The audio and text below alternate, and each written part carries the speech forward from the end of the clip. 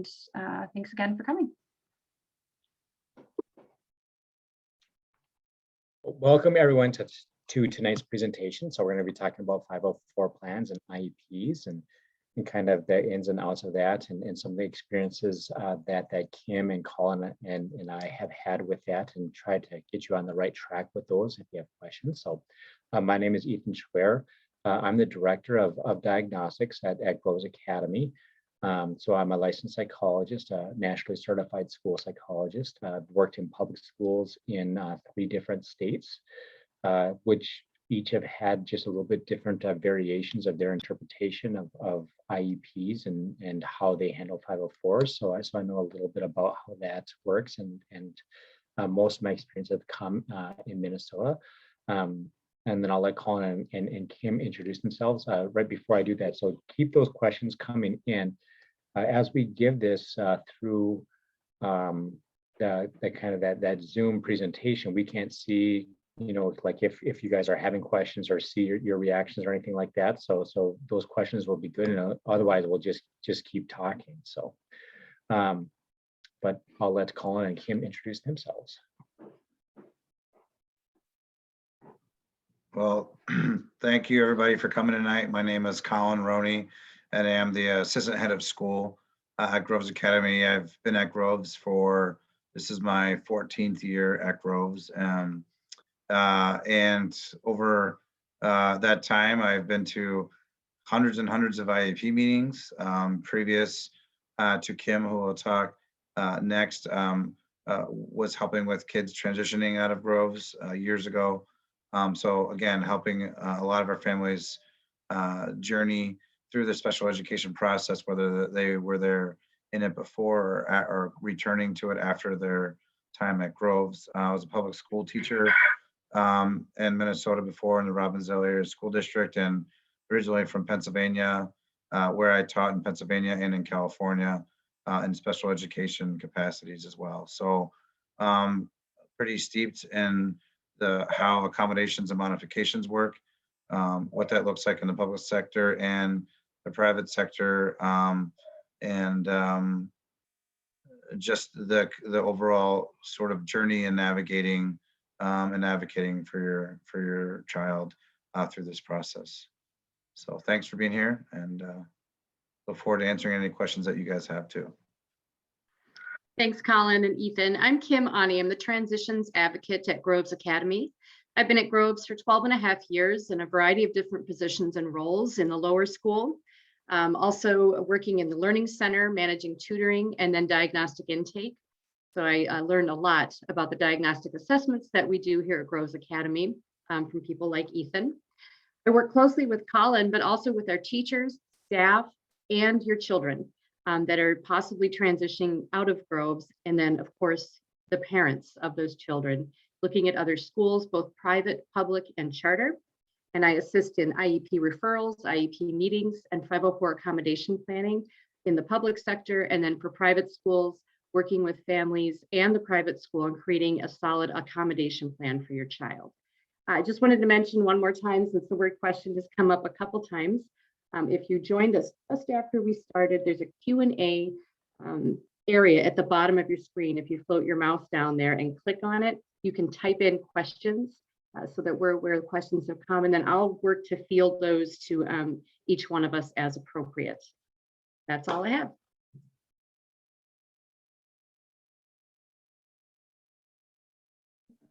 So I'll start us off on the first slide. And one of the main, most important things that we teach at Groves Academy is self-advocacy.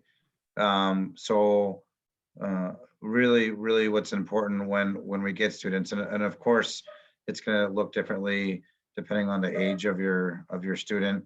You know, in our lower school, middle school, or upper school, we're going to be using different words, different terminologies. There's different sets of skills depending on what that is. But the self-advocacy really starts with, even the young students at our school understand why they're at Groves and maybe not their neighborhood school or their parish school or where they're coming from. And they know that learning is a little bit more difficult or has been challenging for them. So really explaining what their maybe challenges are or learning differences are, and really learning to teach them and helping them be aware of what is difficult. So knowledge of self.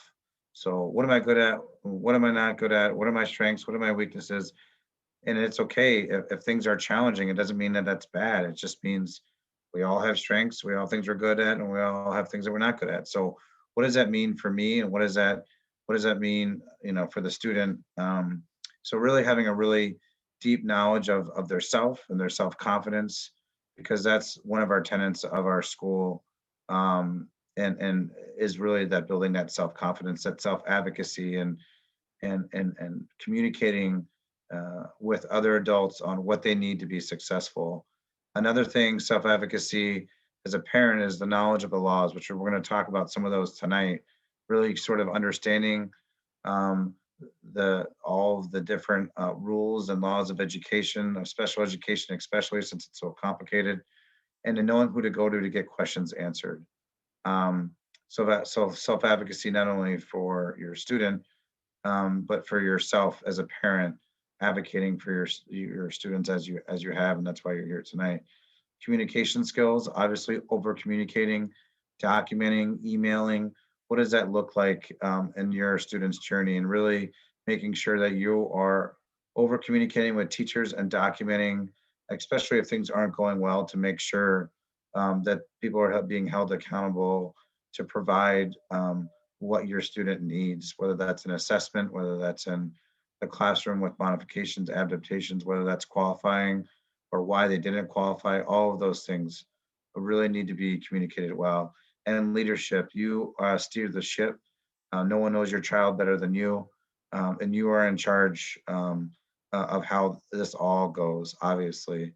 So don't be afraid. You have to be bold. You can be bold without being a wrecking ball. I would say don't take no for an answer, but you have to be very educated, and go in there advocating and getting exactly what you need for your child the best you can.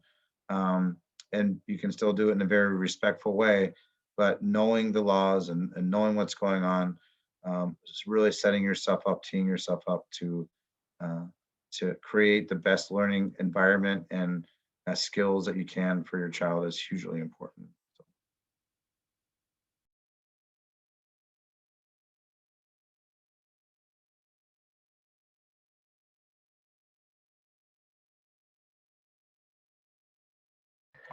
I skipped some slides there.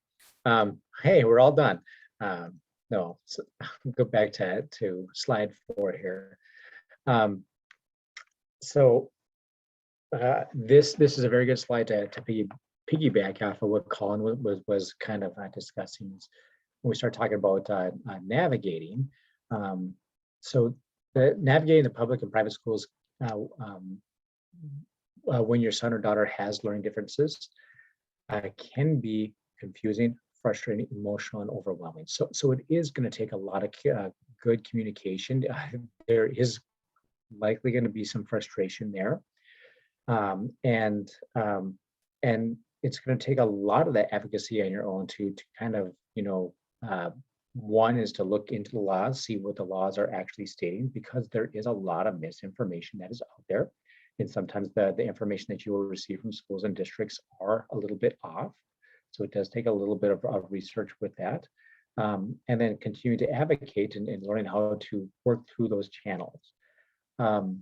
Now, is it always frustrating and confusing? No. And it all depends on what district you're in and what type of policies and things that they have set up. And no two schools are the same. A lot of times we'll get questions about how do I do this with this district or so forth. And we know of some districts and how they handle things, but no two districts, no two schools are alike in how they approach children with learning differences and provide them the right supports. So that can be great at times, but that also can lay into some of that or be grounds for some of that frustration.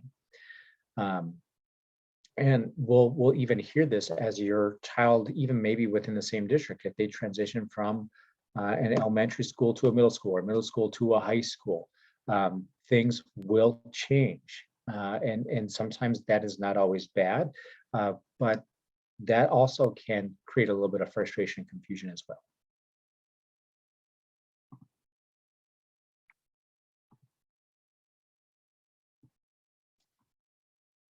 So,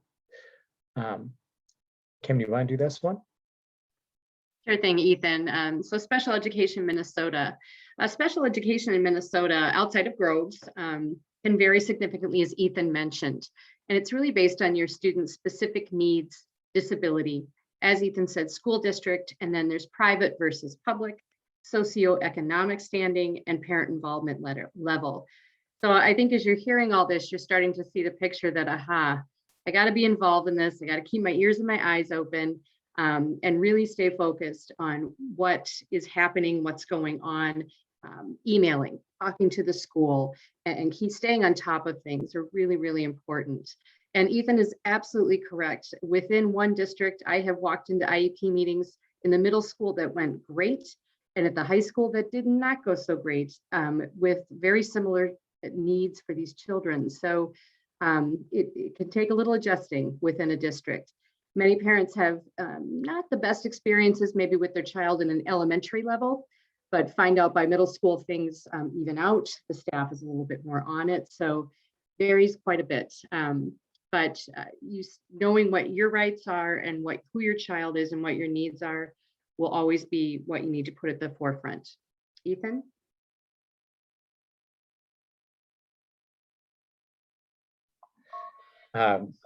I keep pushing the space bar to unmute myself, and I see one of the questions that actually even just came in right now. And I'll read this question that was posted, and it kind of ties into this slide. So it says, I'm a teacher and I fought really hard to get an IEP for my child who was in a public school and has diagnosed learning differences. Why do some public schools make it so hard? I don't understand. I was finishing up my master's degree and I had my professors with doctorates in special education helping me. Both the schools receive money for each child on an IEP. And the answer to that is yes, they do receive some money for that. Part of the answer doesn't quite even lie with the school district.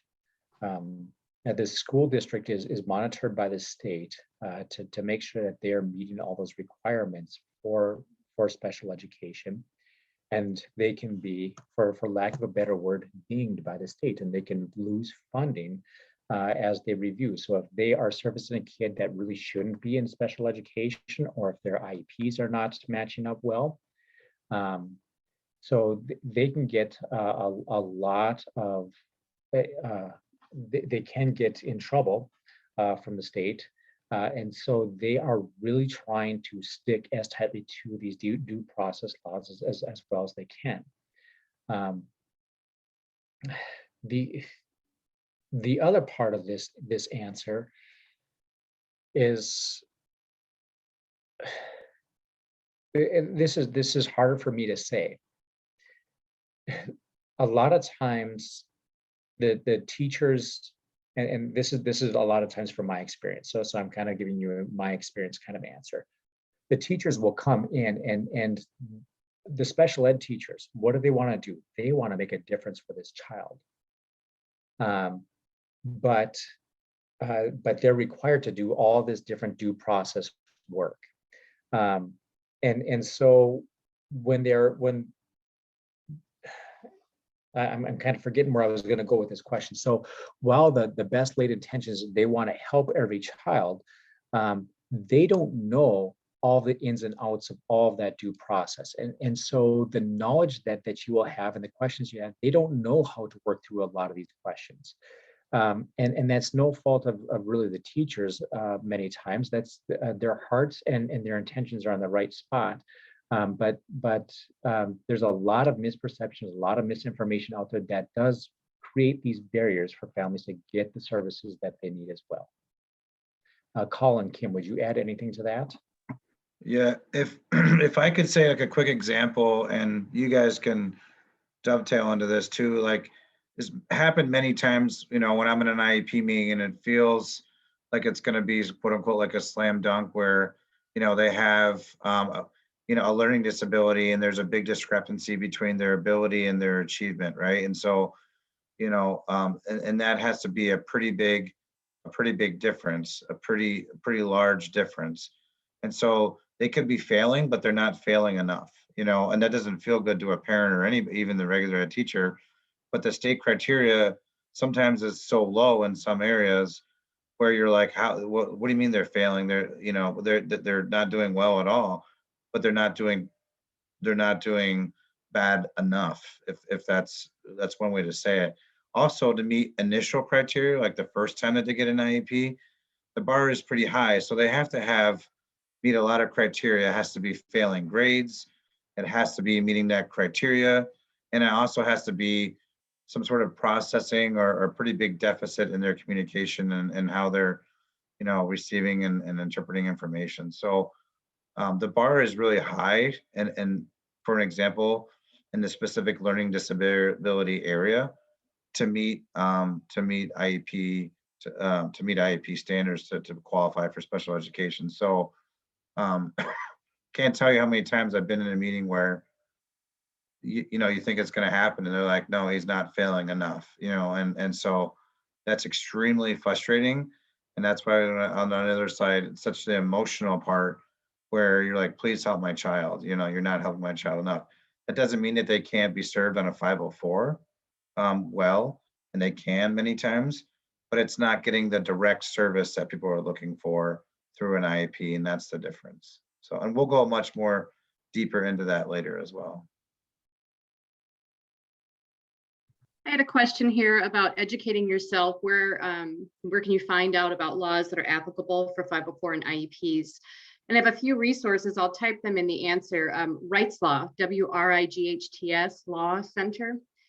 He is a nationally known trainer and lawyer, and does seminars here in the Twin Cities sometimes in different places. Excellent resources. He has a newsletter that comes out weekly, updating you on the law, which was really helpful for me as we went through COVID, because things started to change. And we'll talk a little bit about COVID and IEPs a little later. The other resource is Minnesota Department of Education. They have a whole section now. It's pretty thick, but its search engine's pretty good on the webpage if you're trying to get specific information about qualifying for an IEP. They have some pretty good resources at MDE. Also, if you are running into challenges with an IEP process at a school, you can reach out to MDE and they will call you back and respond to you if you're running into a specific issue. The PACER Center, PACER here in Minnesota, I attend their webinars and events probably 3-4 times a year. They too keep up on the current law. There are free webinars and free events that they run for parents and educators, usually in the evenings, although now with Zoom, they'll occur at different times of the day. Sign up with them. Again, they send out a newsletter each week with a full list of what they're offering for educational resources.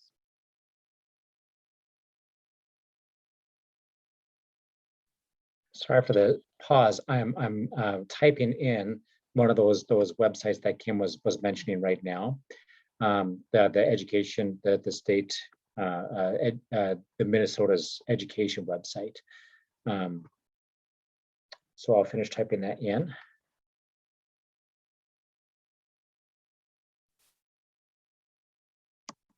Okay, and then we had a comment in the from one of the parents about OHD or other health disability is easier. I think what we want to do is maybe move forward and go through process and overview in the slides, because then we'll get into the specific classifications of different IEPs and OHD will appear there. Does that sound like a good idea, Ethan? I think so. Yep. Yeah. And so going into the next slide. So process and overview. So we're going to talk about a little bit of that process and general overview. A lot of our overview and topics are going to be kind of more at that broad level, but we can talk about some of those specific questions, and if you have some of those specific questions. But to Colin's point is we need to find the right setting, so the right school, the right environment, maybe even to what I believe it was Allison that brought up. She said that OHD might be the best or the your category. So depending on the child's need, finding even the right category that they may qualify in will be helpful. And so we need to know what questions to ask. And that comes from doing a lot of digging and trying to gain a lot of knowledge. One thing that Colin has stated over and over again, and maybe Colin should have taken a slide, nobody knows, understands your child as well as you do. Even in, I think, all of our work at Groves Academy, that is a common thing that we will tell families.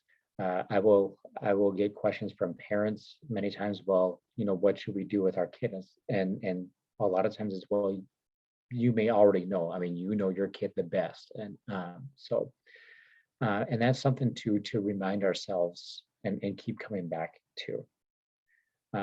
But the big thing is continuing to educate yourself, and there's a lot to learn, but there are a lot of great resources out there to help you learn what you need to know. Colin, would you add anything in here? No, and that's just what it is. That's why I spent a lot of time on advocating for yourself, because even when you go through the process, the 504, the IEP, you really want to make sure that you're over communicating with the teachers and checking in and saying, if you're noticing that things aren't going well, are they servicing my child, or are they meeting with with the OT or the PT or the speech and language person every twice a week, or what are they doing? Am I getting the progress reports from them? And if things aren't going well, calling another meeting and calling the teacher to be like, where are we at with this? How are you providing these accommodations? How are you providing these remediations, or how are you remediating what they're doing in that classroom, or how is the para doing that, depending on what your child's disability is, or what services they have, is really advocating for them in that way. And again, not being a bull in a china shop, but being consistent and there, and for the people to know that you're going to follow through and follow up with them, and really explaining, and giving them feedback on how your child is talking to you freely at home, and really giving them feedback on how they're reporting that they're doing too. So you're always the barometer, you're always taking the temperature and relaying that feedback back to the families and back to the teachers.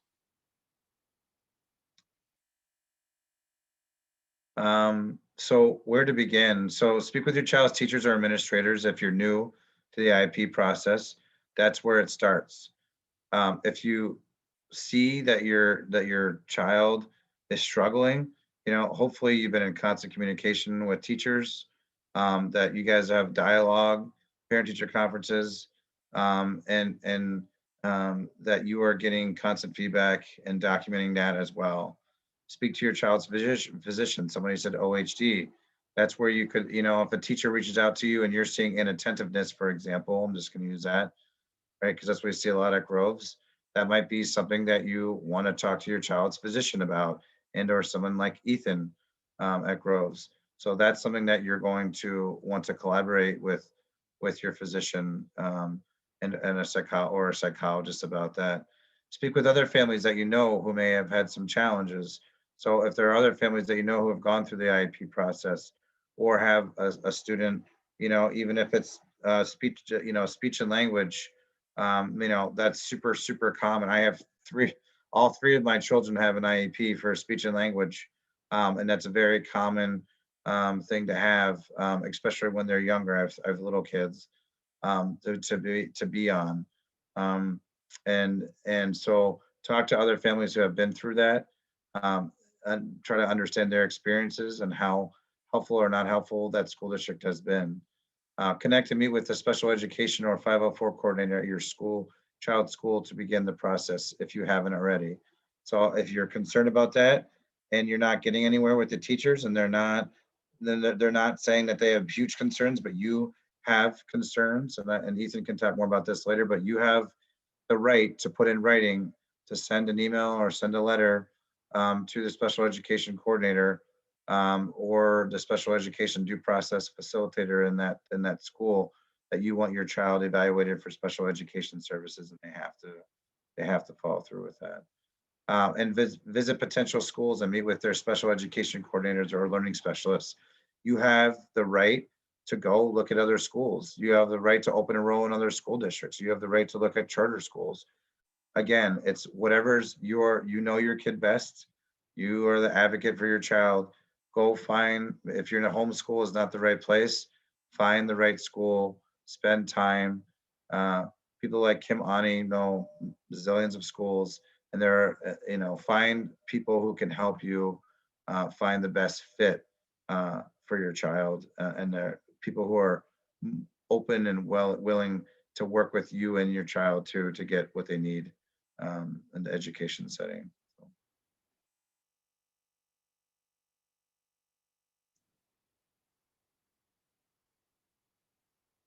So this slide kind of gets at one of those questions, where do we get more information about between the difference between an IEP and an accommodation plan?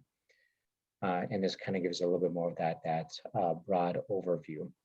An accommodation plan in public schools, you'll commonly hear this as a 504 plan.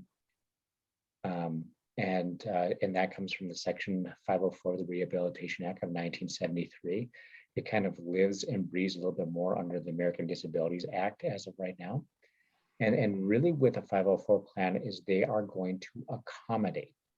Okay, so there's a big distinction between an IEP and a 504 plan is there's going to be no really direct service with a 504.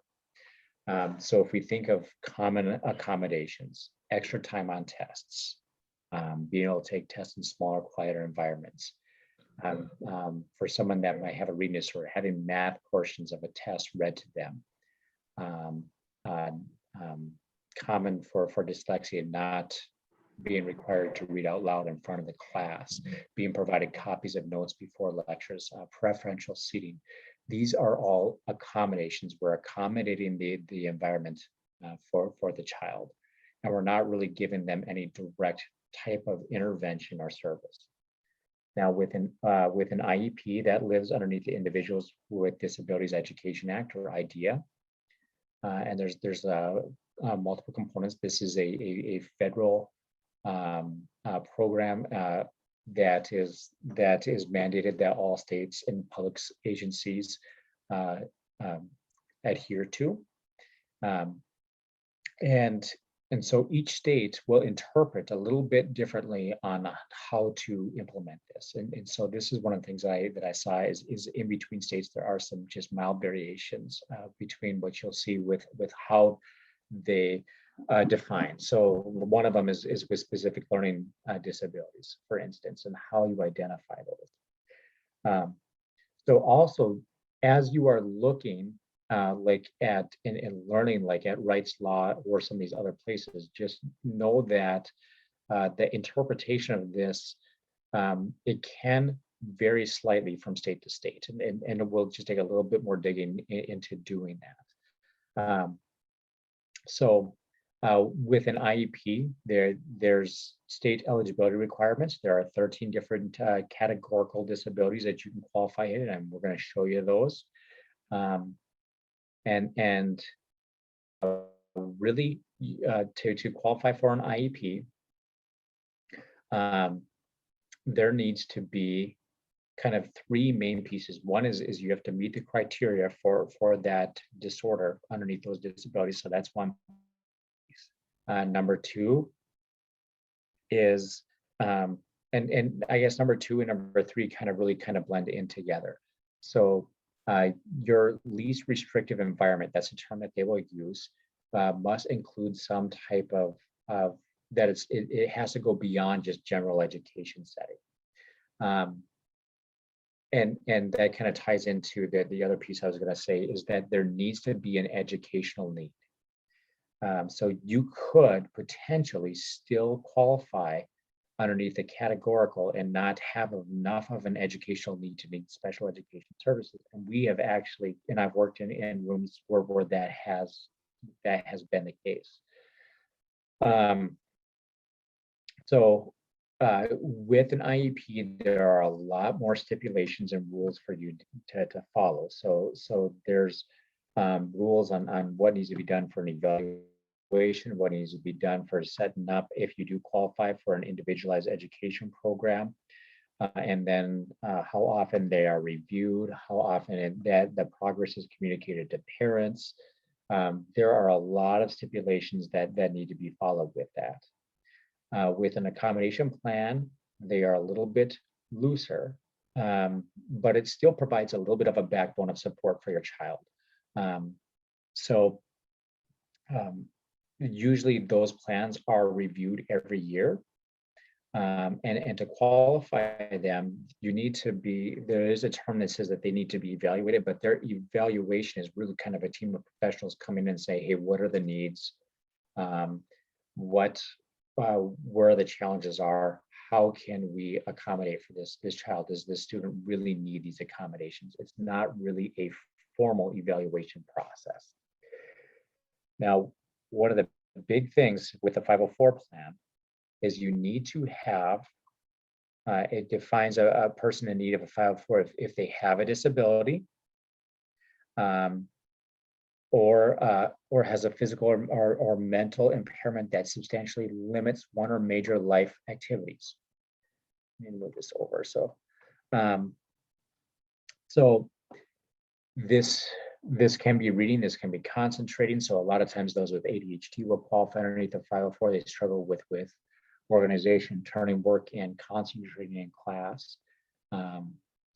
Or if you have troubles reading where maybe you don't quite qualify for a learning disorder for an IEP, but it's still enough where you need some accommodations. You might need extra time for tests and so forth. Or if you have some anxiety, that could fit underneath here. Now, what is important about a 504 plan is the communication that families will often hear is that a person has to have a diagnosed disability. Well, actually, 504 terminology will say that they have to be a person with a disability, so that would be inclusive with a diagnosis, has a record of such an impairment, or is regarded as having such an impairment. So that presents a little bit of a fuzzier kind of picture on who qualifies.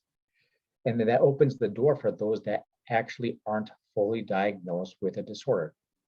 Now, with that being said, and being completely honest and straightforward with this, is a lot of districts will really hold tight on you having a diagnosed disability, and they won't regard you as having such a disability. But there are instances where this will make sense. One instance might be, if a person has a concussion. Another instance may be if they have had a learning disorder and they've had a lot of remediation for that learning disorder, and they've made a lot of improvements where they can actually participate in that general education setting. And they might not even fully meet the full criteria for a learning disorder any longer, but they still need that extra time. Okay, and we've seen that. I've worked in schools where we've qualified a kid as having LD. They made a lot of progress and they didn't qualify. So we were pretty much saying they don't have a disability anymore, but we still served them with a 504 plan. And for this child in particular, that I can really think that this worked super, super well for them. So anything else I'm missing there, or any things that you would add or say, Kim or Colin? I'm actually trying to answer Allison here. She had a pretty good question, and I feel like you nuanced it pretty well, Ethan, about why do public schools, she uses the word always try to give students a 504 first.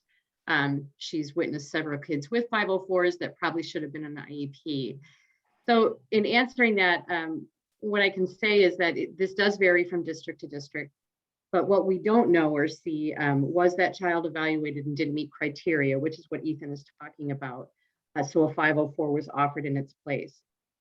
If that happens, it is okay as a family once that child's on a 504 and you're moving through the school year, to sit down again and say, this isn't working. We need to come back to the table and talk about this. These accommodations aren't enough. He or she is still not making the progress that they should. And it's okay for you as a parent or a family or a guardian to come back and say, no, we're going to try this again, because the 504 is not enough for them. 504s are tough for kids in elementary school because they're not really good at advocating for themselves yet. And that's where unless they have a teacher that's really, really good at putting these things in place for them, that's where that can often fall apart for them. Now in middle school and high school, moving off or rolling off of your IEP is not unusual. Students get the services they need. They start to make the progress they're supposed to make. And moving to that 504 then puts them in the driver's seat, so to speak, particularly in high school. If they are closing those deficits, and we see this with many kids that leave Groves, have closed some of those gaps enough that they don't need the services anymore, they need the accommodations, and they're old enough to advocate for themselves with that. So Allison, without knowing every kid on those 504s and everything, there's so many different elements to that. But a good observation and a good question, because I know that does happen out there. And I think it is frequent. One thing, like Kim was saying, is if things aren't going well, make really, really good notes on what is not going well with your child, because if they do need an IEP, districts are required underneath a statute or a piece of the legislation that's called child find. They are required to find those that have learning disorders and provide them the right services. So if you are making documentation and say, my kid really does have a disability, these are the evidence points, that is going to go a much longer, it's going to have a lot more credence behind it for moving towards that towards that IEP evaluation and getting that IEP. And you can always request, like Colin said, and if you request an IEP in writing, okay, they must respond. That doesn't mean that they have to respond and do the evaluation, but they have certain amount of days where they need to actually respond and say, yes, we will, or no, we won't. So it does put them in that action state. One thing that I did not mention between a distinction between IEPs and 504s, an IEP will also include accommodations. Any IEP is going to have the different accommodations for a kid. So, but then it has that direct service. So if there's a reading disorder, we are going to be focused on these reading skills. We're going to be 3 times per week. We're going to meet with this reading special education teacher. These are our goals. These are our objectives. So there is a very direct type of instruction that is tied to whatever needs are for that kid. All right. Can I just say something? One thing too is one thing that that they're also required to do, and Kim does this with our students that are transitioning back into the general ed setting when they're going through the IEP processes. We have to show, teachers will have to show interventions, right? So someone was saying, why does it take so long? And things like that, or why do they want to do a 504 first? Again, they will start with, we see them struggling, we're going to do these interventions, these 3, 4, 5 interventions, and then chart that over a 6-week period, and to see how they're doing. If they're still not doing it well, then we might move into to an IEP. So it can be longer, and then maybe they made some progress, and then they're going to move it out another 6 weeks. So it can be frustrating sometimes and very drawn out, especially if your child, like I was saying before, is in that gray area where they're failing, but they're not failing enough. There can be some tension there for that. So, and sometimes it is the right thing to start off on a 504, like they were saying, and then move to an IEP if appropriate. So, and I also want to make sure that I don't want to glorify IEPs. the IEPs can be great. They can provide great resources, but just because a kid has an IEP doesn't mean everything, all the problems are going to be solved. Everything's going to go, everything's going to be all hunky dory. And it all depends on what type of teacher they're having, what type of services, what type of interventions they have. There's so many things that go into that. And sometimes, or many kids can be better served with a 504 than with the special education program at a district. And that's just a sad reality.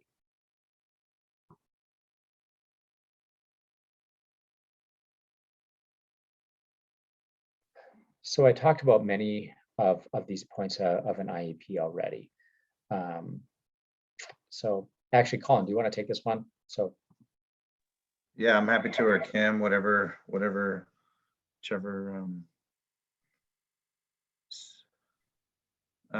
So individualized education plan, which is an IEP.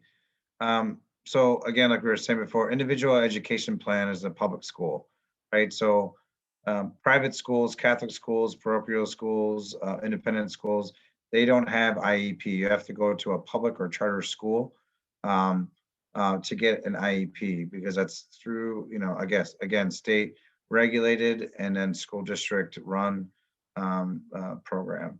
So a written statement, what is an IEP? It's a written statement of your child or a child with a disability that is developed, reviewed, and revised through a series of meetings. So again, there's an IEP team, and you're going to do that. And it's going to be, all of those processes have to come into play. An IEP delivers direct service to your child. And that's kind of what we were getting to too. There's such a big difference. Really, if you learn anything from today, from me, it's the difference between direct service, which is an IEP, and accommodations, direct service, which is an IEP, which is direct service, and modifications, because they can modify the program.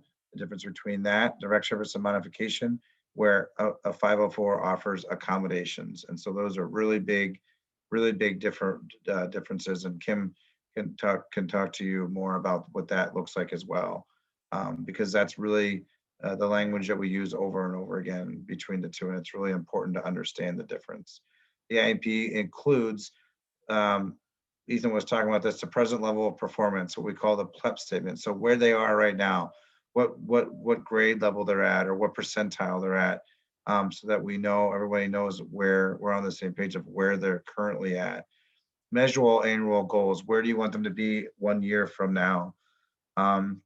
Description of progress, so they're going to talk about how much they're going to report on their progress and what that looks like, so that you know as a parent if they're making progress toward those goals. Statements of service, so the service page. So let's say, you could have a kid with multiple disabilities. They could have some DHH, which is deaf and hard of hearing. They could be learning disabled, and they could have speech and language. They could have all three, right? So the service page is going to list all of the services that they're going to get, maybe from the DHH teacher, the deaf and hard of hearing teacher, their special education case manager, their speech and language pathologist, maybe they get OT or PT.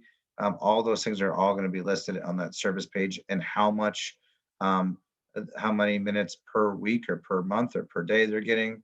And that also drives the statement of participation in non-education. So how much services they're getting, whether that's a pull-out or push-in service. And so we have settings of levels. So it could be 1, 2, 3, or 4, and so on. There's actually setting 5 in an EBD situation where they're totally pulled out. That would be like a lockdown for kids with emotional behavior disturbed. So how much time they're in special education opposed to their general regular ed peers. And I use regular in quotation marks, but based on their peers. Statement of individual appropriateness accommodations, which Ethan was saying. So the accommodations will be provided also with the IEP that they need, such as preferential seating, text-to-speech, those types of things. And then transition services. So for you to have kids who are older, or 14 years or older, they have to address transition services. So where are they at? Do they have transition needs? Meaning, as they transition to adult life. Are they going to need help with driver's license? There's areas of home, recreation and leisure, self-care, all of those types of things. Are they going to need? Some students will need lots of support until they're 21 years of age. They can qualify for transition services so that they can work on life skills and being independent and independent living. So. Okay, qualifying areas of an IEP.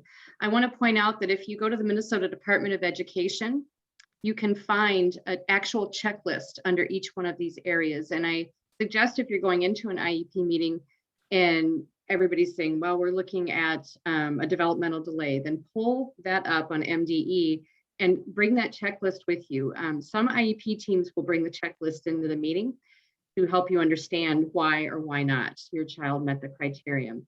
But they are severely mentally impaired, autism spectrum disorders or ASD, blind, visually impaired, deaf, blind, deaf and hard of hearing, DCD or developmental cognitive disabilities, a developmental delay, EBD, you heard Colin mention that a little earlier, the emotional or behavior disorder, OHD, we had a parent actually ask about that. That's other health disabilities, physically impaired, specific learning disabilities, so SLDs that can be in reading, math, writing, speech or language impairments. Colin shared his experience with his children. You see quite a few young kids getting speech and language through their public school, or traumatic brain injury or TBI.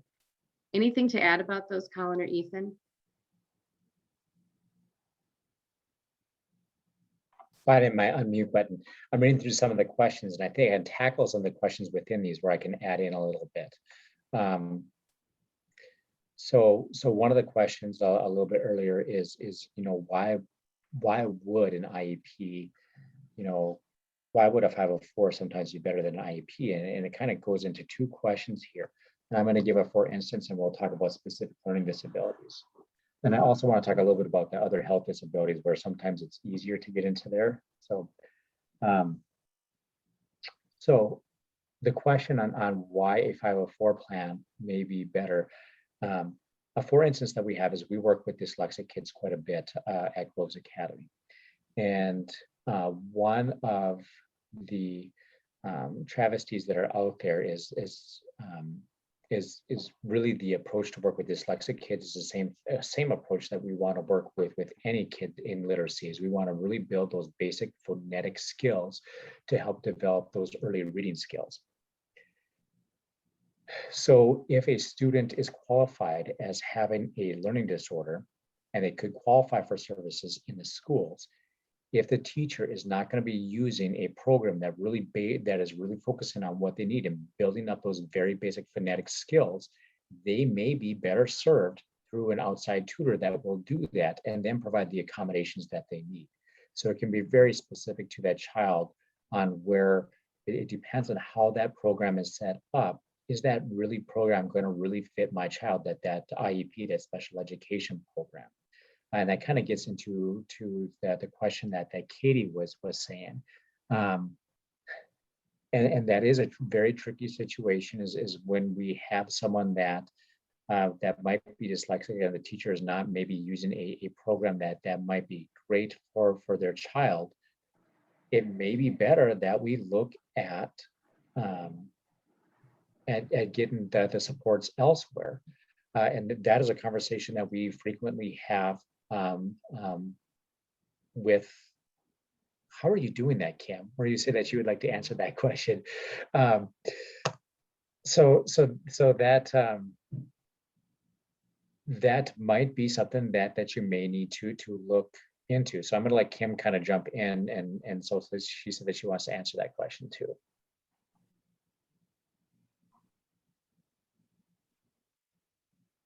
You're on mute.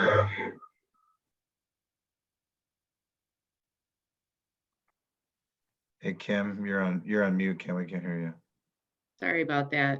There you go. Yeah, I'm just indicating you're answering it live, Ethan. That's all. So, and I think you really have nuanced that really well about, IEPs and 504s. And there are cases when it's better to have a 504. And Katie's example of her children getting Orton Gillingham tutoring, that's a decision you have to make for your children specifically. And I would lean on your tutor a little bit too to help with that.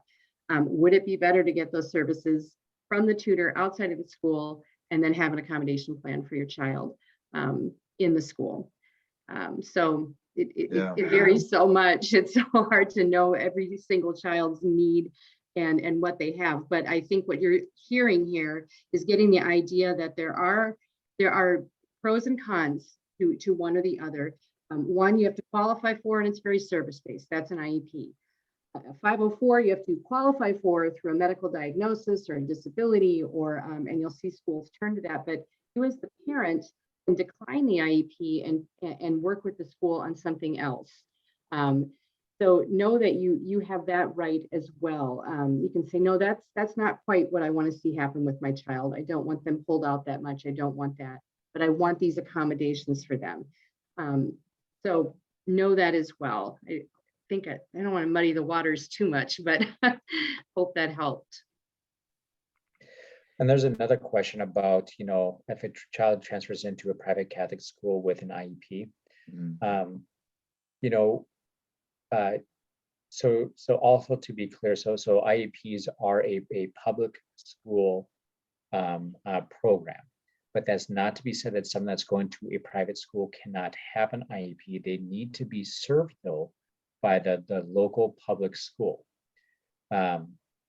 And so I one of the school districts that I worked in was Rochester Public Schools, and so I was assigned to a Catholic school, and there was a lot of kids there that received speech services. So with a large number of kids in that speech teacher was able to come to that school and provide those services. Now that was an ideal scenario, and that always doesn't happen. Usually what happens is for a kid that is in a private school, they need to be bused to that public school to get the services that are in that IEP.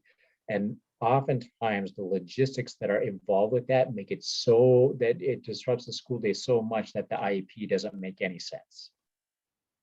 Correct.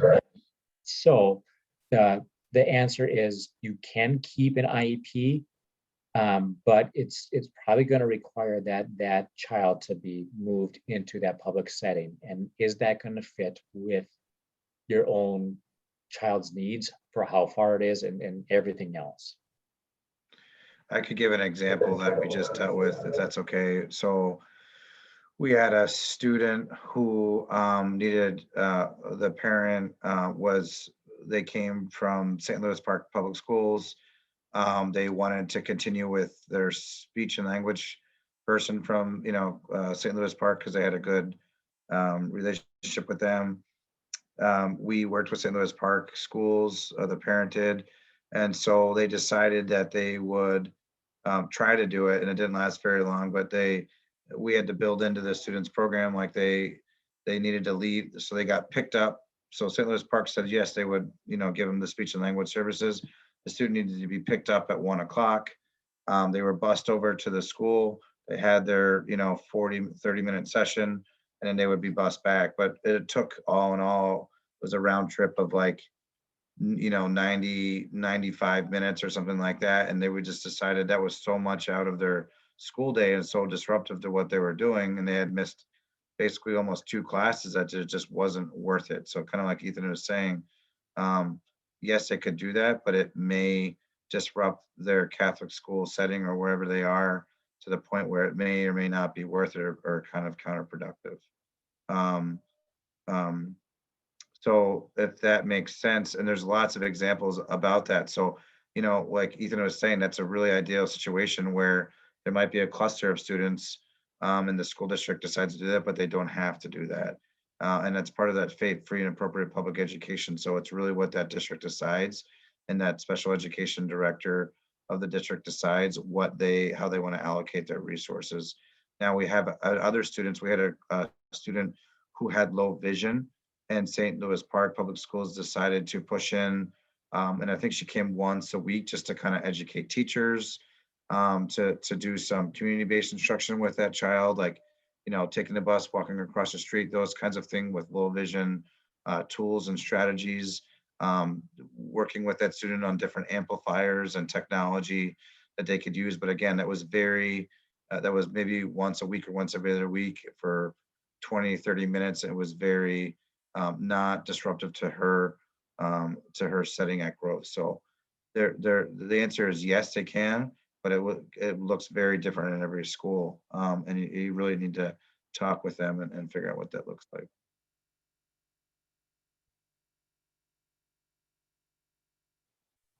I'm going to keep us moving along, and for some of these questions, we'll try to answer in live, and we'll see if they kind of fit into some of these other pieces that we talk about.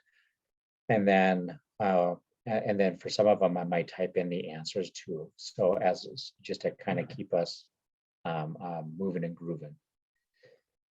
So one of the things that I want to make sure that we cover is dyslexia, and so this is something that there has been a lot of movement on within the public education system in Minnesota. Minnesota is probably a little bit behind some of the other states in the nation with using this terminology. About 10, 15 years ago, and probably even more recent than that, we were told that we should avoid using the term dyslexia when we were in the public schools.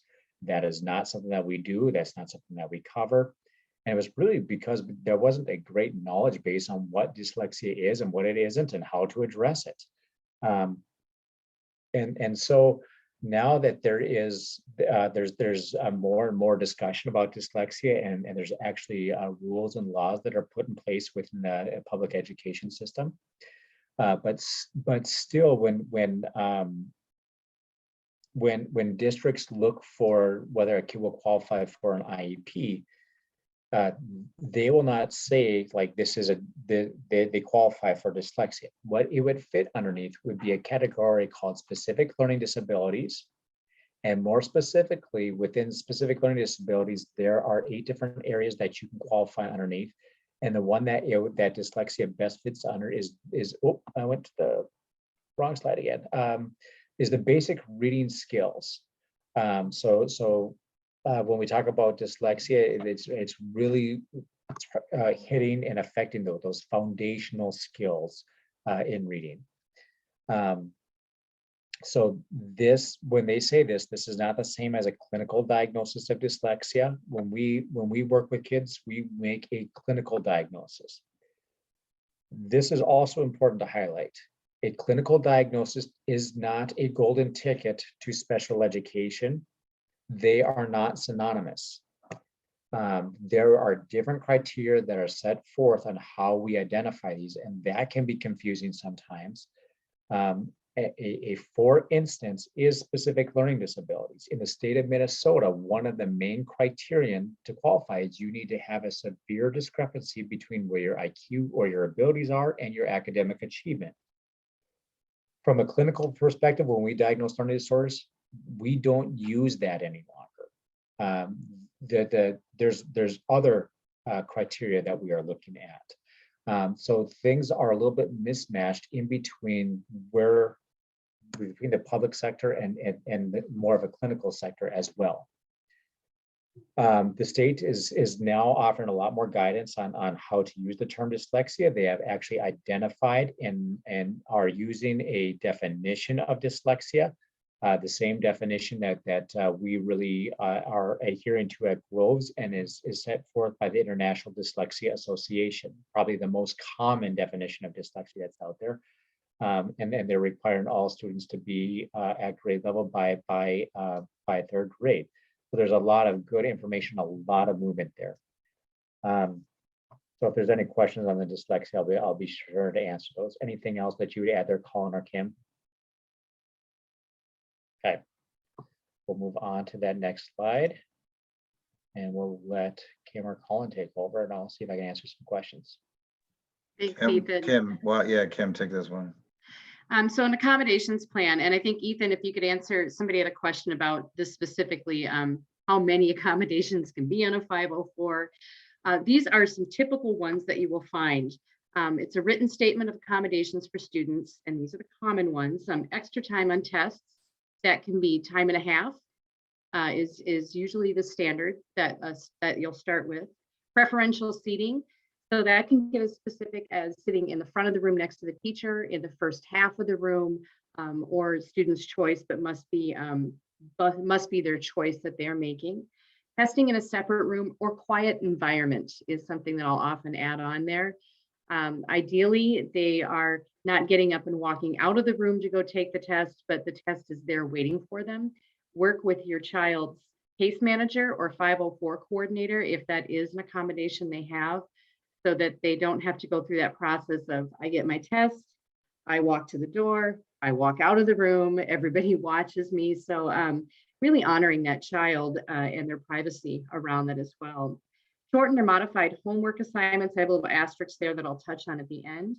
Breaking down large assignments into smaller steps. That's a really big one, especially for kiddos with ADHD or that do have some reading challenges. And when they get these big assignments, read 5 chapters of this, it helps them to have the teacher say, actually, what I'd like you to do tonight is read chapter 1.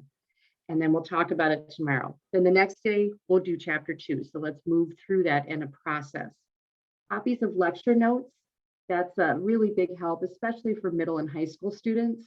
When writing is a challenge, keeping up with what's going on while the teacher's talking, getting that outline ahead of time from that teacher, or ideally while the teacher is giving the lesson is most beneficial for that child.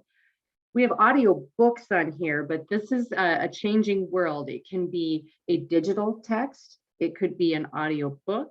It could be a subscription if a district has a subscription to something like Learning Ally, where textbooks are online. So working with that particular school to see what is available to that child and what that might look like. And then having them put that actually into the accommodation plan so it's clear and everyone understands it.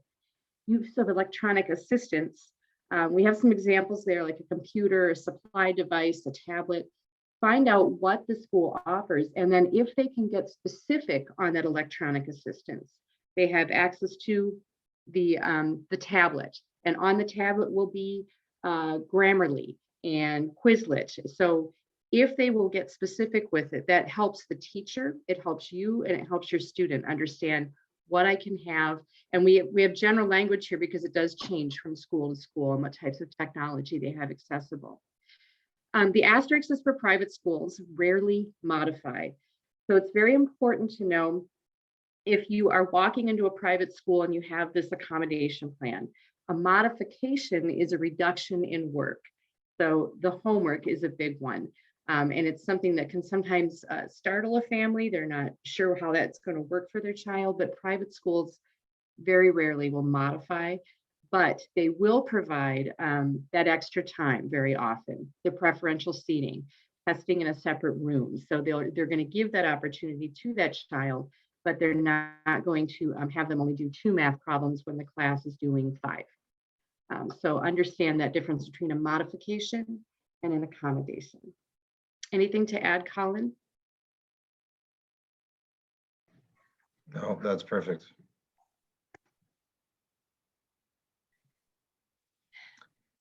Boy, we've talked a lot about IEPs. Yeah, I feel like we I might can have kind of covered go. I quite a can go bit through of it. this pretty quickly. So, Okay. students in special education both have disabilities and are in need of specialized instruction. So that's what under an IEP. A comprehensive evaluation conducted by a team from a public school evaluates and identifies these students. So that has to happen first.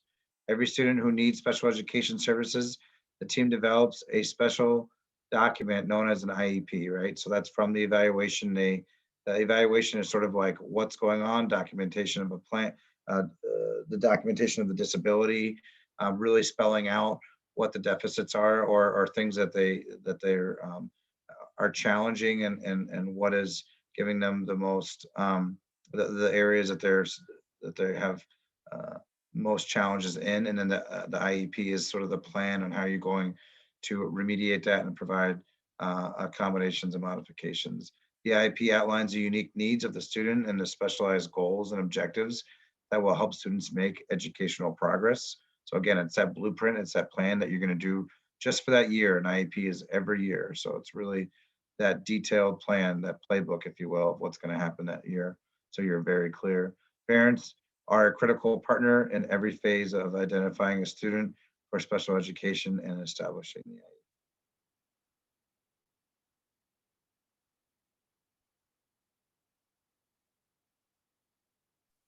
Sorry, I just finished up a few questions.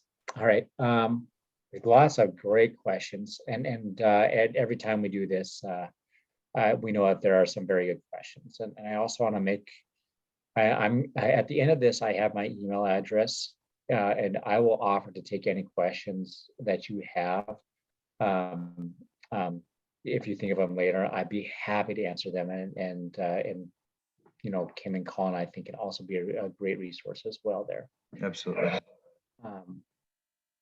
So, all right, we've talked a lot about IEPs, and I think we talked about almost all of this. Yeah. Okay. And I listed one of those websites there again that talks a lot about that is a great resource. And that's straight from the state of Minnesota. And I'm going to let Kim go in here. So the COVID considerations, this is something that's been very interesting this year. Indeed, it has. And I wanted to talk about this because I have lived through it this last year, working on IEPs with students.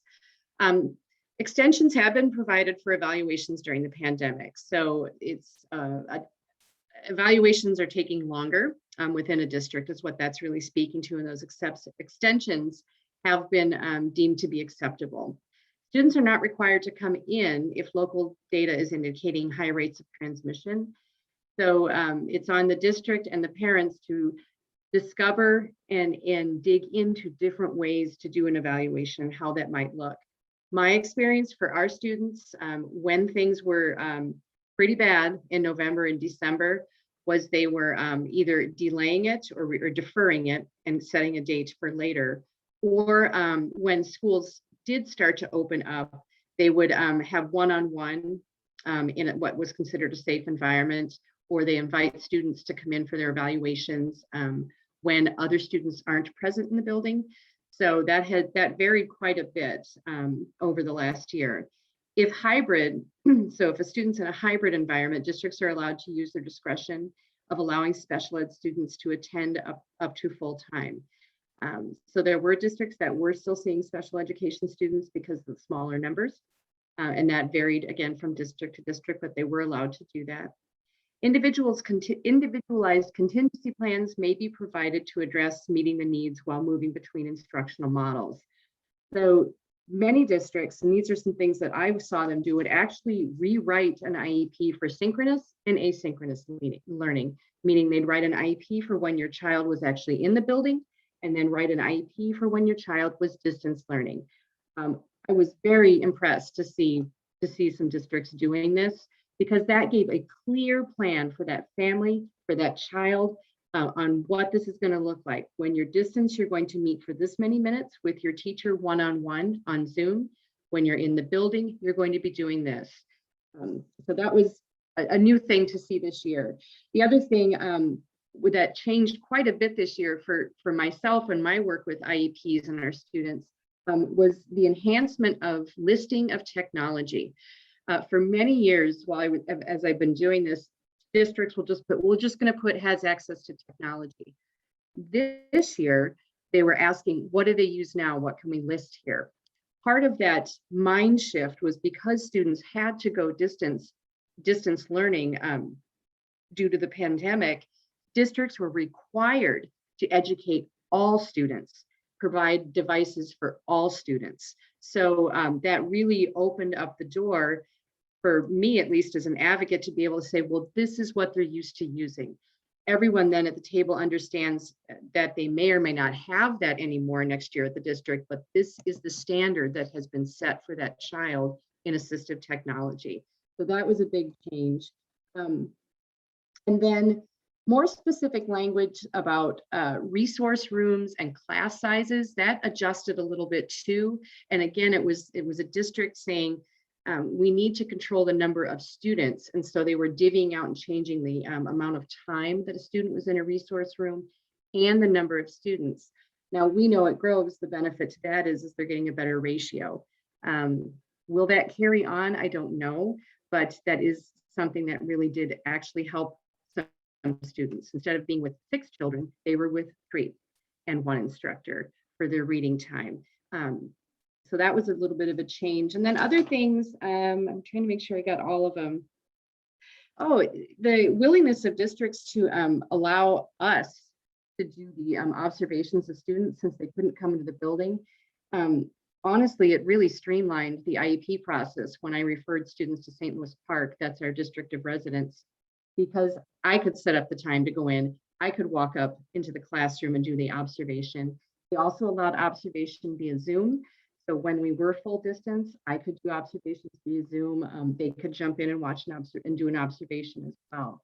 So that I would like to see that continue because I think it made the process much quicker. I know our students, I know which classes would be the best ones to observe them in. So we'll see if that keeps going.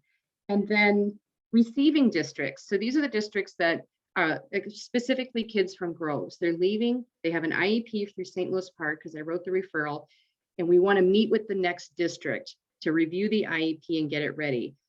In years past, we would sometimes be pushed off until late in the summer, right before school would start to have those meetings. This year, districts have been terrific in meeting with us early. And I think a lot of that has to do with Zoom. It's just much easier. Everybody can be at the table, so to speak, via Zoom. We don't have to worry about everybody driving. We used to have to drive to the school. Everybody actually had to be at a table. So there are some gifts that are coming out of this COVID experience. And I would like to see that continuing where parents don't have to get in their car and drive out to Minnetonka for an IEP meeting because their kid's going there next year. We can just do this for 25 minutes and get it done. So districts have been much more welcoming this spring, at least to my presence and our parents' presence. Also, the meetings themselves. So just having an IEP meeting and getting things going, the scheduling of that has been much, much smoother. Again, because we don't all have to drive to St. Louis Park Middle School or St. Louis Park Elementary School, insert any school there. It's been a lot more flexible for parents that are working, that it's too hard for them to take an hour and a half, 2 hours off of work to show up in an IEP meeting at a school. But yes, they can set aside 30 minutes of their lunchtime to get the IEP meeting done. So those are some of the gifts that we've received from COVID. And my hope is that districts will continue to look at this as that opportunity to streamline the process and make it more accessible to all families and all individuals. So those are my COVID experiences with IEPs this year.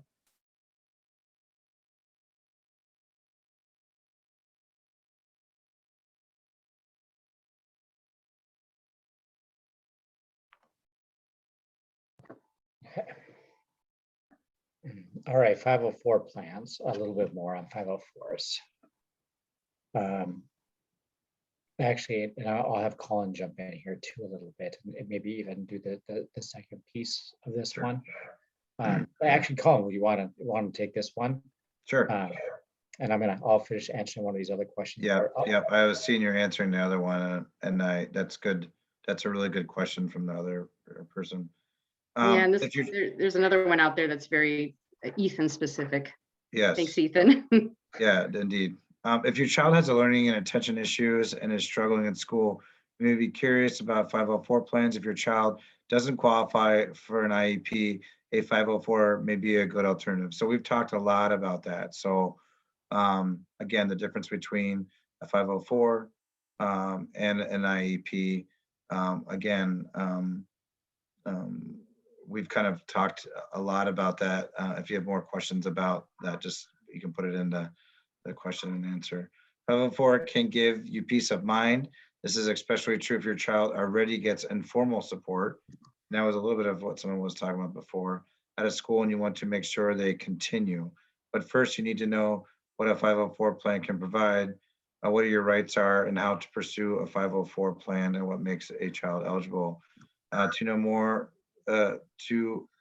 the more you know, the better you can advocate for your child, like we've been talking over and over again as well. So again, like Ethan is saying, I don't say I get frustrated. I worry that some parents think if their kid's on a 504, that an IEP is all of a sudden going to make things better, or that they've won and this is what they need. It doesn't always mean that they're going to have a better experience and they're getting exactly what they need. Kids can be really well served on a 504. Kids can be in an IEP and be and met their goals and have the gap closed enough, and then a 504 is really all that they need to continue to do well.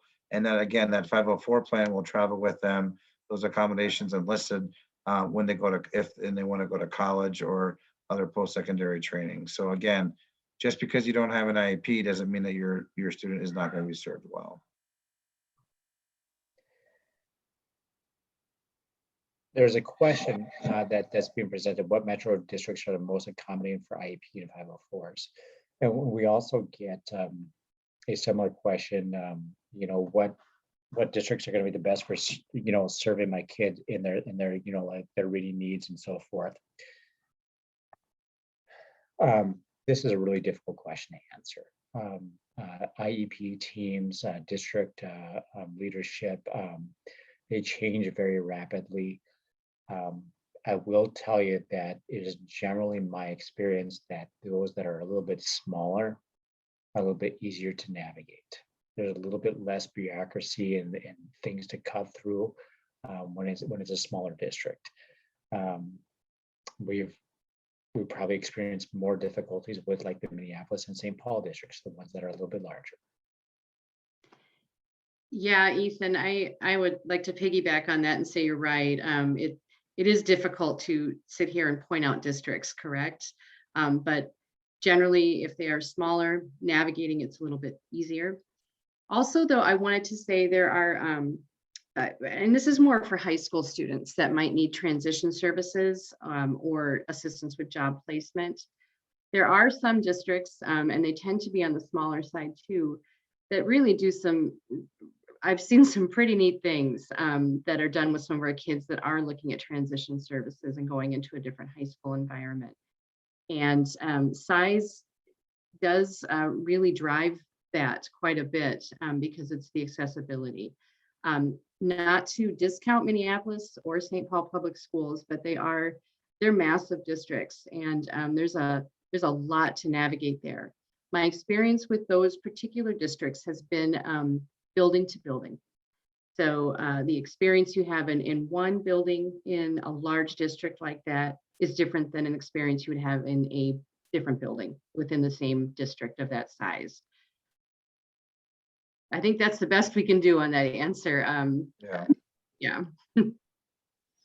It's hard because we're not going to say one's better than another and all those things. They all have really great things. They all have challenges, just like Groves is, you know, we're not all perfect either. There's no perfect place and there's no perfect situation. There are better settings. There are better features of different things. And so that's what we try to strive. What is best for your kid? What is best for your child? And, you know, on the first slide, when it said social economics, you know, standing, there are certain districts that just quite honestly have more tax dollars. Doesn't mean that they're a better school, but they might have other programs. There are some West Metro schools that have, you know, Wilson-based programming that they have built into their schools. Some do and some don't. Some Catholic schools have decided to do that as well, and some have not. So it really, again, varies, and educating yourself on those places is really important. I think we've covered a lot on, you know, what is the 504 plan and who qualifies. And, you know, I talked about a little bit of this, you know, who qualifies. 504 plans, their definition of disability is very broadly based. And so while they may need to have a disability, I'm putting those in quotes, it does not need to be something that is fully diagnosed, and know that that is actually the law. Now, with a 504 plan, and there's a couple of points I really want to make sure that I highlighted during this presentation, and Kim and Colin may have actually even covered this while I was answering some questions, and so if I'm covering this again, I really do apologize. Sometimes schools will come and say, well, you know, our teachers are really accommodating. You know, we really don't need to develop this plan, and we'll do a great job of getting all those accommodations in place. And that may be the absolute truth. It really could be. My recommendation, though, by far and large, is that you get a written plan in place. And there is something that is super critical for this. And this is more something that is down the road. When we start talking about ACT, SATs, high stakes testing, or other things, sometimes you don't even need to update your evaluation for those. They want to have a record of impairment and record that you've been receiving these services, and having a paper trail will make things easier for you to get those accommodations. It doesn't mean that it's always going to happen, but that's why I say to have that written plan in place, because that can really lend and ease a lot of headache and frustration down the road. Also, one of the things that we have learned, and this is something that is more recently, just saying that we want extended time on the 504 plan may not be enough when we're applying for ACT. So if we say that we want extended time, a lot of times they will say that that is 1.5 times, and that is standard. If they need more than that, we really need to be writing that into our 504 plans and being specific and saying that they really need double time, or they really need to be taking this over multiple settings. And most kids that have disabilities will probably do pretty well with 1.5 times. So this, I mean, that shouldn't be something that we should be all of a sudden just jumping in and doing. It should be something that they really need. But if they need it, we need to make sure that we have that in writing. Kim and Colin, you guys didn't cover that, did you? Okay. No, we did not. One other thing that we have learned as of recent, for applying for ACT and SATs, and this kind of goes down that anxiety, depression, those mental health diagnoses. Usually an evaluation is found to be they'll continue to consider it for 3 years. The lifespan is generally 3 years. Sometimes they'll even go longer than that. But for these mental health diagnoses, we have found out that they will want an updated evaluation of that anxiety, that depression within the last year when you qualify or when you're looking for your ACTs and SATs. So just if you have a child that is looking at getting accommodations and so forth, be knowledgeable of that. If you have questions on that, please feel free to reach out. Ethan, can I say one thing? One of the questions before, and one of the bullet points really sort of underscores and bolds, and this is really what it boils down to. A lot of what we're talking about today is the second and last bullet point is having a disability doesn't automatically make a student eligible. First, the school has to do an evaluation to decide if a child's disability substantially limits the ability to learn and participate in the general education classroom. So that's what it really boils down to. Is their disability significant enough? So you can say I have a disability, yes, but is your disability significant enough? And this is why Groves exists. We call it these gray area, right? These gray area kids where they're not failing enough. So and our parents get frustrated enough that they bring them to us and to our school or to Ethan to get evaluated. And they're frustrated and in tears at that point, right? So they have a disability, but there's a limit. And again, this is that FAPE. This is the school district's sort of discretion a little bit, and that's where it can get hard. You know, does it limit their ability to learn and participate in the general education setting? Is it significantly impacting it enough that they're failing, that they're not able to engage, participate, understand what's going on?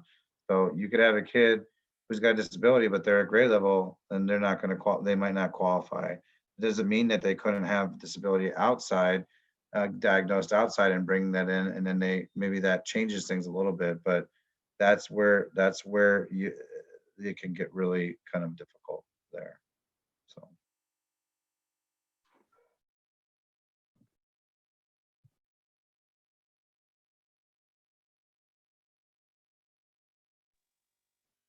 Ethan, you're on mute. I can't hear you. Well, he says I was on mute. I was having a very good conversation with myself. I'm gonna highlight one of these questions that was asked that I think is very important to cover. That is, and it's a very one that brings a lot of frustration. And so one of the parents has said, my kid is doing okay right now, and is doing all right.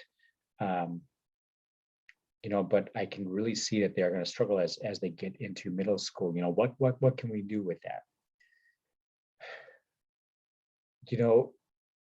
These systems are not very proactive.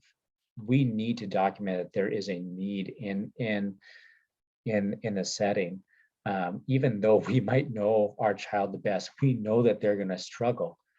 Well, the struggle needs to be documented. There needs to be a need documented before we can provide the service. So it is a little bit more reactive, and that is frustrating. That is something that you can say, hey, I told you so. But a district just can't come in and just say, yeah, we're going to provide all these services to all these kids. There really does need to be a need documented. And so that is a right of a district and a school to have that before they start trying to accommodate and trying to intervene. So that is a difficult and frustrating piece, and I understand it. So the other question is, the other part of that question I'm going to answer, and I'm kind of leaving out a part of it, is that the child is masking up issues in school, and they're doing well in school, but at home they're not. Is the only option I have is to get a private evaluation and then push for a 504 IEP? The answer to that is probably yes. But even though you're pushed for a 504 and IEP, you may not even have a strong push if they continue to perform well in that school environment. If they perform well, they don't have much to accommodate or to address. And that means that what's being done at, what's occurring at home, and we do hear this a lot. Sometimes kids can hold it together very well at school, and at home it's a completely different environment. I have 4 kids myself. I completely understand my kids. If I get a teacher say, hey, your kid was so polite and, was so good with this kid today, and I'm just like, that's not my kid. You must be talking about someone else, right? But so I understand that what we see at home is different. We might need to look at different types of interventions, at home if they are doing well in school. Now, some schools might be able to work with you, and I can't answer that question definitively, because if we did an evaluation and depending on what we find, we still could push for a 504 or IEP. It all depends on what we're seeing. Okay. Thank you, Ethan. Ethan, there is a specific question about a Groves evaluation in the Q&A, so you might want to give them your email address and what they're facing with the school. I don't want to try to tackle that one. So I haven't read that one yet. So let's make sure that we're moving through these slides, and then I will address that question and see if okay. if I can help them. So we could probably push forward a bit. I think we're starting to run up against the clock a little bit too. I did answer an interesting question directly to someone. Can I ask a school to put Orton Gillingham reading right in the IEP? Well, no, you really can't unless the school happens to offer it.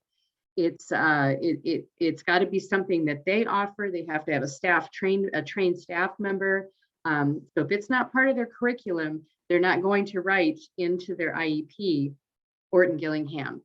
Now, if they have it in their curriculum, and I have seen this at Minnetonka Middle School, they do have Wilson. And so they will write into an IEP. This child will go to Wilson reading just words 2 times a week for 20 minutes because they have that methodology or program. So it really depends on what they have. It's a great question because I get that a lot. And parents think, well, I know this is the best. Do they have it? Well, if they don't have it, they're not going to put it in an IEP. Doesn't mean you can't ask for it. I think the value in mentioning it to the school is that the more they hear that, the more likely they might be to start saying, what is this program that we keep hearing about? What can we do? Or they may say, well, we'll keep investigating it. So it doesn't hurt to ask, but know that they aren't required to put something in there if they don't have it.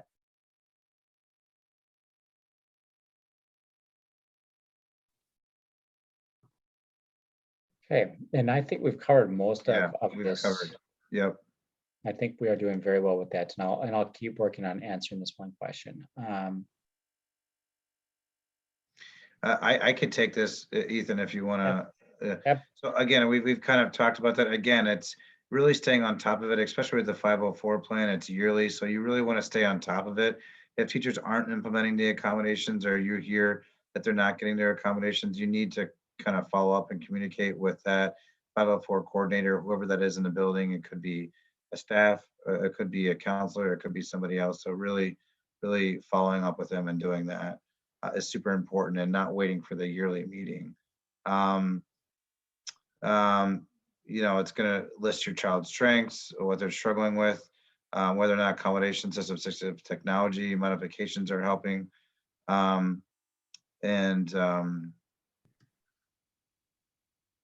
Your permission is only required if a committee recommends a major change in placement, such as discontinuing educational services that are in the current plan. So the 504 plans can carry over from 1 year. A lot of times they don't even need to modify them very much.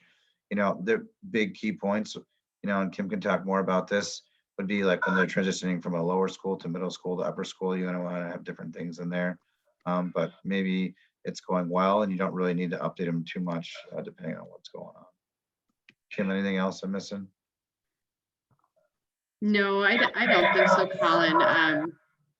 Your point, though, when they move from elementary to middle and middle to high school is very valid, because things are going to start to change and ramp up. Course selections are going to start to happen for middle school, and then especially in high school. So being really, really involved in what that's looking like. Why are we picking this class? What's involved in that class? And is it going to fit for my child?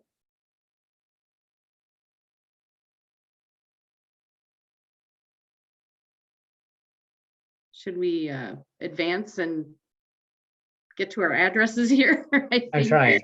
Okay, there we go. Oh, this is a good one, though. What happens if you don't agree with the 504 plan or even with an IEP? You can even state that you disagree with it, and there's different levels that you can go to. And this is where one of the resources that Kim gave is so excellent. Pacer can be a super excellent resource with this. But you can go into a mediation. You can at some point request for an independent educational evaluation, and sometimes they will be on the hook of covering that. We do independent education evaluations, and they are actually fairly common. We probably see 5 to 10 of them within a year within our learning center. But you do have a step. You are able to go through mediation and work for the rights of your kid. With that being said, by the time you usually get to the end result, it might be years later, and if you go down that route, you might be opening the door for services for other kids, but you might lose the window of opportunity for your own child, and that's a sad truth to that. Anything else you guys would add to that, Kim or Colin? No, but I have a question I want to answer live before we wrap up. Is that okay? Yeah. So it's a parent that's moving her daughter on a 504 to a public school, and the coordinator happens to be the school psychologist. That happens in districts. There are different people that are the 504 coordinator. But she was wondering, is it okay to communicate directly with her teachers if she has concerns and wants to know how things are going, or does she need to go through the coordinator? Talk to the teacher first. And if you feel like you're not getting to a resolution, or there's accommodation that's not being put into place, maybe copy that 504 coordinator on the email to the teacher and say, yeah, I know we talked about this, but she's really not getting the extra time she needs. I've copied the coordinator if you have any questions. So teacher first, especially in high school, and then start to pull the coordinator in if things aren't moving forward. I hope that answers that question. Okay. All right.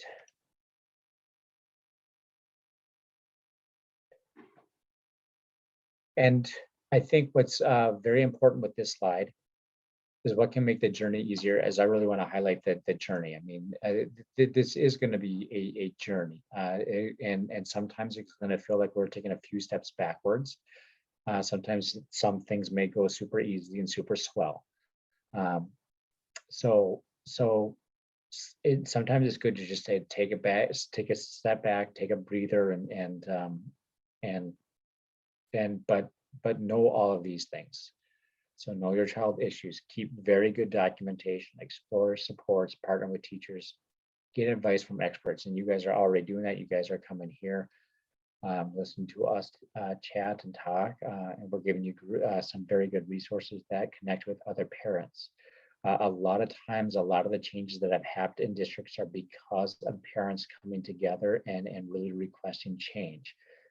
Parents can be a very, very powerful unit and support system.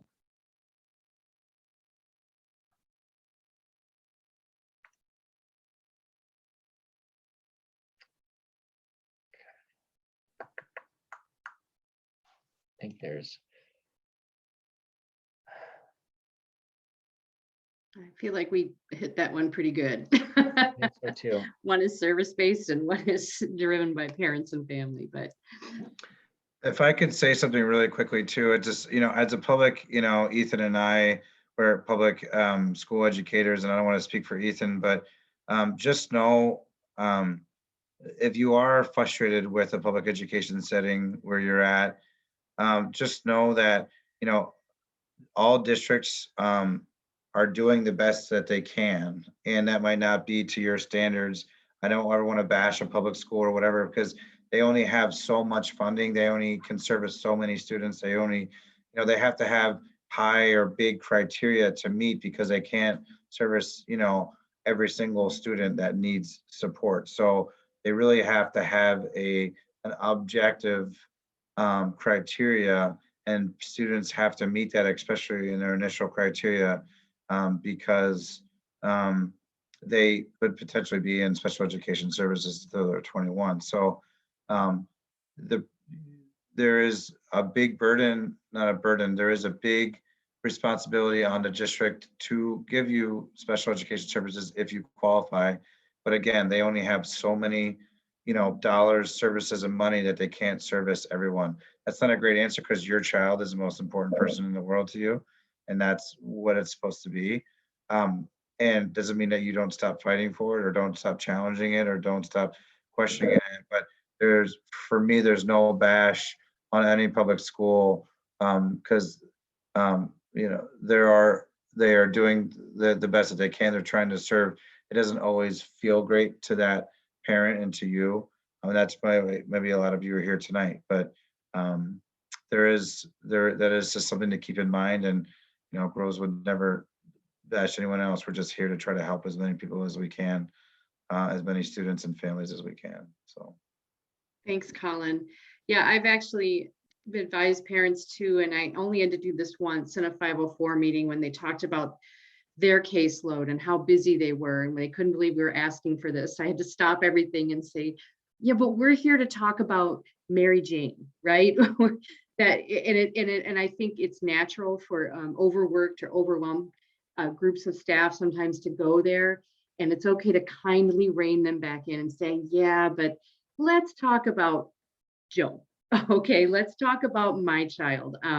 I can't help you with your workload, but I would like to figure out how we can help my kiddo. well said.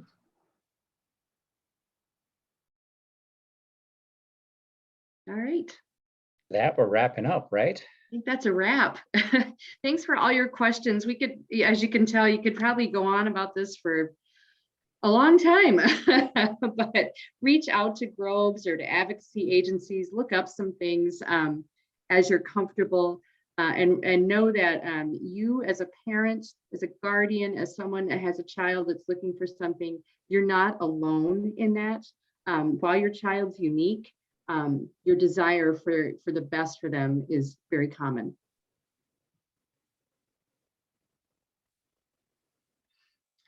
All right, thank you everybody for being here tonight. Thank you to Kim, Ethan, and Colin for all of your expertise and advice and question answering.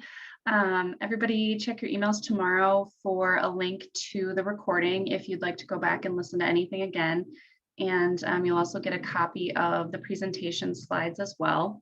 So thank you again and have a great night.